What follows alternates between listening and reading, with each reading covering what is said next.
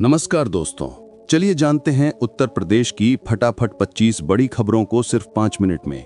लेकिन उससे पहले आप ये वीडियो किस जगह से देख रहे हैं हमें कमेंट में जरूर बताएं। उत्तर प्रदेश में सरकार अब गांव-गांव जाकर लोगों को योजनाओं का लाभ देने के लिए विशेष शिविर लगा रही है। इन शिविरों में किसान, मजदूर और गरीब वर्ग के लोग अपनी योजनाओं से जुड़ी समस्याओं का समाधान करवा पा रहे हैं। प्रशासन की ओर से ये अभियान काफी सफल बताया जा रहा है। आगरा में पर्यटन का माहौल अब फिर से रौनक भरा हो गया है। ताजमहल देखने आने वाले देश विदेशी पर्यटकों की संख्या में तेजी से बढ़ोतरी हो रही है। होटल, रेस्टोरेंट और स्थानीय बाजारों में रौनक लौट आई है, जिससे स्थानीय व्यापारियों में खुशी का माहौल है। सहारनपुर में किसानों को सिंचाई के लिए पानी की कोई दिक्कत ना हो, इसके लिए प्रशासन ने नहरों की सफाई शुरू कर दी है।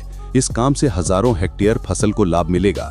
अधिकारी लगातार मॉनिटरिंग कर रहे हैं ताकि ठंड के मौसम में फसलों को पर्याप्त पानी मिल सके। लखनऊ में एसएटीएफ ने ऑक्सीटोसिन तस्करों पर बड़ी कार्रवाई की है। ये वही दवा है जो पशुओं में दूध बढ़ाने के लिए अवैध रूप से इस्तेमाल की जाती है। टीम ने छापेमारी कर कई संदिग्धों को पकड़ा है और इस नेटवर्क के पीछे के लोगों की तलाश जारी है। लखनऊ एयरपोर्ट से 3 संदिग्ध लोगों को हिरासत में लिया गया है। बताया जा रहा है कि इनमें से कुछ के संबंध अहमदाबाद में सक्रिय नेटवर्क से जुड़े हैं। यूपी एटीएस की टीम अहमदाबाद जाकर उनसे जुड़ी जानकारियां जुटा रही है ताकि पूरे गिरोह का पर्दाफाश हो सके। यूपी सरकार अब स्कूलों में मोबाइल पर पूरी तरह से रोक लगाने जा रही है। शिक्षा विभाग ने इस दिशा में तैयारी शुरू कर दी है। कहा जा रहा है कि मोबाइल के कारण बच्चों का ध्यान पढ़ाई से भटकता है, इसलिए ये कदम शिक्षा के स्तर को सुधारने के लिए जरूरी है। कक्षा 6 से ही बच्चों को कंप्यूटर सिखाने की तैयारी चल रही है। शिक्षा विभाग चाहता है कि अब हर बच्चा तकनीकी रूप से सक्षम बने। इसके लिए स्कूलों में कंप्यूटर लैब तैयार की जा रही है और शिक्षकों को भी कंप्यूटर ट्रेनिंग देने की योजना है। यूपी में अगले कुछ दिनों तक मौसम में बदलाव देखने को मिलेगा। मौसम विभाग के मुताबिक बादल छट जाएंगे और ठंड तेजी से बढ़ेगी। लोगों को अब सुबह शाम ठिठुरन महसूस होने लगी है और बाजारों में गर्म कपड़ों की मांग भी बढ़ गई है। सरकार ने जूनियर हाई स्कूलों में कंप्यूटर शिक्षा शुरू करने का निर्णय लिया है। अब बच्चे डिजिटल टेक्नोलॉजी से जुड़ सकेंगे और भविष्य की जरूरतों के अनुसार खुद को तैयार कर पाएंगे।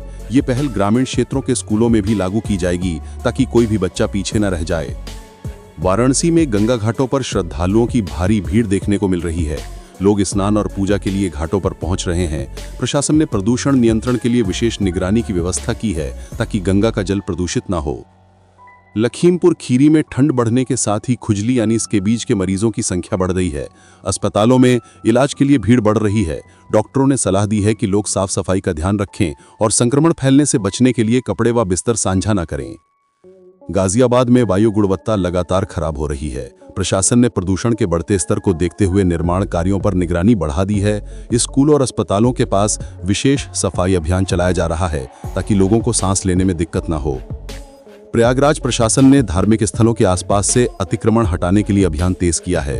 अधिकारियों ने कहा कि धार्मिक स्थलों की गरिमा बनाए रखना जरूरी है, इसलिए सड़क किनारे की दुकानों और कब्जों को हटाया जा रहा है। लोगों से भी सहयोग की अपील की गई है।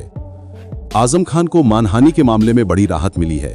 एमपी एमएलए कोर्ट ने उन्हें सभी आरोपों से बरी कर दिया है।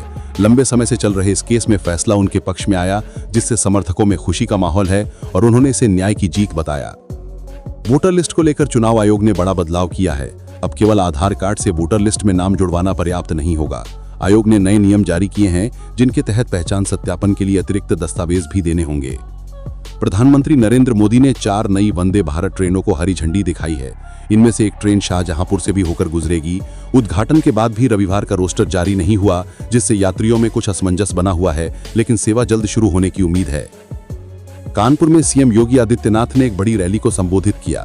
उन्होंने राम मंदिर मुद्दे पर विपक्ष पर तीखे हमले किए। सीएम ने कहा कि अयोध्या का मंदिर करोड़ों हिंदुओं की आस्था का केंद्र है और इसे रोकने वाले कभी जनता का दिल नहीं जीत सकते।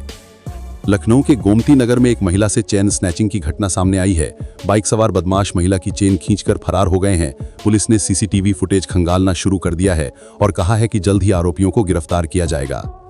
सुल्तानपुर के कई शिक्षक टीईटी परीक्षा के विरोध में दिल्ली में धरने में शामिल होने जा रहे हैं। उनका कहना है कि सरकार ने उनकी मांगों को अब तक नहीं माना है। शिक्षकों ने चेतावनी दी है कि अगर जल्द समाधान नहीं हुआ तो आंदोलन और तेज होगा। मुरादाबाद में ट्रैफिक पुलिस ने सड़क सुरक्षा नियमों के उल्लंघन पर सख्त कार्रवाई शुरू की है। बिना हेलमेट और सीट बेल्ट वालों के चालान काटे जा रहे हैं। अधिकारी कह रहे हैं कि यह अभियान लोगों की सुरक्षा के लिए है, दंड के लिए नहीं। यूपी में पंचायत चुनाव लड़ना अब पहले से ज्यादा महंगा हो गया है। सरकार ने जमानत राशि और खर्च की सीमा बढ़ा दी है। इससे अब उम्मीदवारों की जेब ढीली होगी। खासकर ग्राम प्रधान और जिला पंचायत सदस्य पदों पर खर्च पहले से कई गुना ज्यादा बढ़ गया है, जिससे आम आदमी के लिए मैदान में उतरना मुश्किल हो गया है। विजन यूपी 2047 में फर्रुखाबाद जिले ने शानदार प्रदर्शन किया है। यहाँ के लोगों ने 1 लाख से ज्यादा सुझाव दिए, जिससे जिला पूरे प्रदेश में 16वें स्थान पर पहुंच गया। सरकार ने लोगों से 15 नवंबर तक और सुझाव मांगे हैं, ताकि यूपी को 2047 तक विकसित राज्य बनाया जा सके। वंदे मातरम गीत के 150 वर्ष पूरे होने पर सीएम योगी आदित्यनाथ ने कार्यक्रम में कहा कि ये गीत राष्ट्र के प्रति भावनाओं की याद दिलाता है। उन्होंने कहा कि भारत की संस्कृति में राष्ट्र सर्वोपरि है और नागरिकों का दायित्व है कि देश की प्रगति में अपना योगदान दें। देश में रजिस्ट्रेशन और रोड टैक्स पर सरकार ने बड़ा फैसला किया है। योगी सरकार ने कुछ वाहनों पर 100% की छूट देने की घोषणा की है। इससे वाहन मालिकों को 1 लाख रुपए तक की बचत होगी। सरकार चाहती है कि लोग ज्यादा से ज्यादा ई वाहनों की खरीद करें, ताकि प्रदूषण कम हो। संस्कृत शिक्षा परिषद ने एक नई भर्ती प्रक्रिया शुरू की है। प्रतिनियुक्ति के लिए आवेदन की अंतिम तिथि 10 दिसंबर रखी गई है। इससे शिक्षकों को एक और मौका मिलेगा परिषद से जुड़ने का। आवेदन प्रक्रिया ऑनलाइन है, ताकि कोई भी पात्र उम्मीदवार आसानी से हिस्सा ले सके।